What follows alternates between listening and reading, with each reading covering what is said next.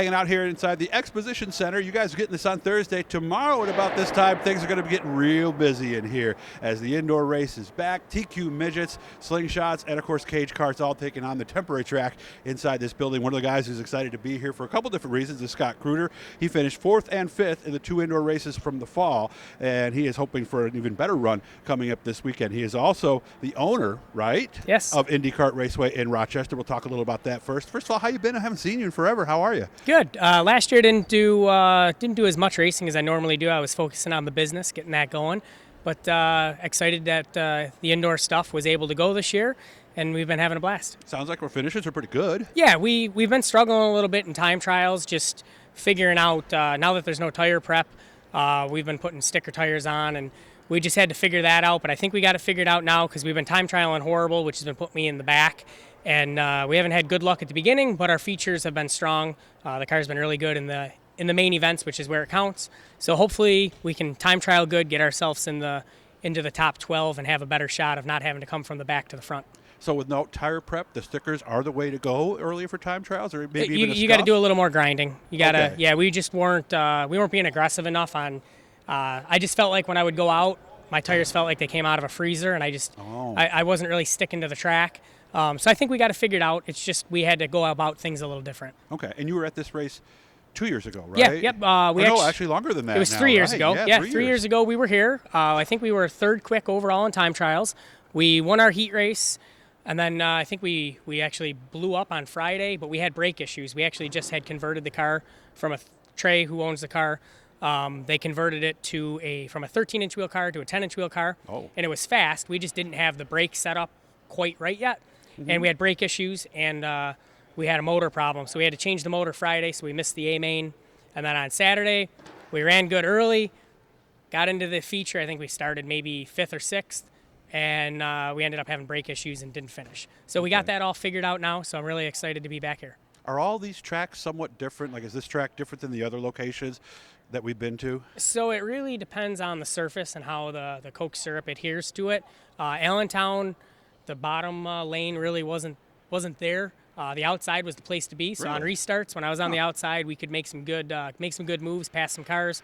When I get stuck on the inside, I kind of had to wait and then get myself to the outside. So it was a little tricky. Every track's a little different, but at the end of the day, it's all going in a circle. Okay, and this is all Friday and Saturday. So with motorsports here as well, you'll be able to maybe spend the day at the fair, watch the race at night. And of course, if you're coming up tomorrow or you're coming in town for Saturday, get here a day early, get a hotel and hang out and watch. The other thing we're going to talk about, IndyKart Raceway. I know you were a manager, but you actually purchased the location in Rochester? Yeah, so I own IndyKart Raceway in the Marketplace Mall in Rochester, New York. It's only, if you're out here at the fairgrounds, it takes about an hour and 10 minutes from the fairgrounds here in Syracuse to the Marketplace Mall in Rochester. It's exit 46. You get off in Henrietta, and it's right off the throughway. Okay. So it's the track's about a quarter mile long. The carts go up to 45 miles an hour, and it's a blast. We do a lot. Tonight we have an endurance race where we take the gates off, and you have to do. You're in 5 different carts, so you have to do your own pit stops. You come in the pits, get out, get into a new cart, and then the last Tuesday of every month we turn the track into an oval. So for all the oval racers and the enthusiasts around here, last Tuesday of every month we turn the track into an oval. And I would think, too, for this endurance race, the immediate thing that takes me back to is Le Mans, with them running to their cars, right? Yeah, they do. We have to actually tell people, they can do a swift walk, but no running. Oh, no running. No running. A lot of them try to, and it's a really good time. We have about 30 people, but we only do 10.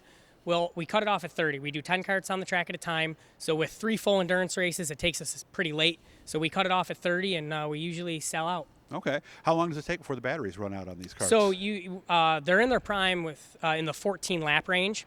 After the 14 laps, some of them start to die off, especially if you're pushing the cart really hard. So that's why we do the pit stops. You'll come in and you get to pick your own stops. That's why we make you have 5 carts total, the cart you start in, and then 4 pit stops throughout the race. Gotcha. And these oval races, just as a casual observer, knowing how racers are, don't you get a lot of damage on these things from the ovals? Not really. It's, no? There's some beating and banging, but for the most part, everybody's pretty good. All right, so excited, ready? Oh, and then one more thing. You guys can get discounts here. You got a wheel they can spin? Yeah, so right? when everybody comes in, right at the main entrance, when you come in, we're going to have a prize wheel set up here at our booth.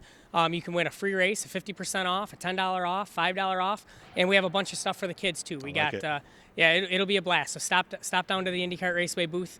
Thank you for Erie Auto for having us. Yeah. We're excited. Yeah, and I'll make sure Allie and I come out and turn some laps and have some fun out there. And again, remember, they change the track every month, you said, right? No, not every month. Every other month? About every 2 to 3 months. Okay. We change the track. And then the last Depending, Tuesdays sometimes is we'll always. make a slight change. We'll just change a couple corners, but we do a complete track change. We try to do it, frequently, so that members that are coming in, it gives them something new and a new challenge. Yeah, because a lot of there's leagues and stuff like that. You think your bowling league serious? Get in a league with some of these guys, and you'll think that is nothing. How much we race in the sprint car this year? Do we know yet? Don't quite have a schedule yet. We usually run up at Ashweekon up in Canada weekly. That's been shut down. Hopefully the border's back open and we can go up there and race. I pretty much have my facility pretty well staffed, so I'm really hoping to do some more racing this year. So 15, 20 maybe? Hopefully. Okay. I mean, I'd like to do as many as I can. It all depends on time. It's not fair. Trey Hoddick owns my cars. Him and Carl, they work really hard. They give me great stuff. It just, it depends on how much I can get over there and get the cars prepared. Good luck, man. Again, come this weekend. It's starting tomorrow night on Friday night. You'll walk in the front gate. You ain't going to miss this place. So get your butts out to Rochester and check it out. If you haven't done it, it's pretty serious. Good to see you, Scott, and I wish you all the best, man. Thank you. Hit the blue E, subscribe. We're going to be busy here over the next pretty much 6-7 months. Nice to see you. You take care. Thank you.